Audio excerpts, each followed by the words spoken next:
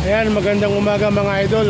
Nandito tayo ngayon sa Bari, mga aldan. At tayo pupuntahan si Rodel Eclera na matagal nang nagre-request sa atin ng konting tulong mga idol.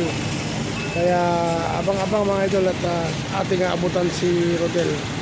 Ayan mga idol, ito yung ating iabot kay Rodel Eclera. Ayan.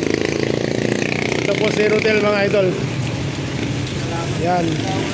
Ito po si Rodel Eclera mga idol. Siya po yung binlag ni at ani-request ni Jeff Bilyote ng Parak-Parak. Mayroon din siyang bahay sa Parak-Parak mga idol, pero walang dingding yung kanyang bahay. Kaya nandito siya sa Bari at siya nakikitira dito mga idol. Stroke po siya kaya hindi siya makapagtrabaho at hindi rin siya makapag-provide ng mga pagkain nila ng mag-ama. Kaya ito mga idol, abutan natin siya. Pasensyahan mo na kung ano yung naiabot ko sa iyo ngayon ha. Maraming salamat po kagawad. Ayan, sa mga gustong tumulong, PM nyo lang ako or puntahan nyo lang siya dito sa Bari.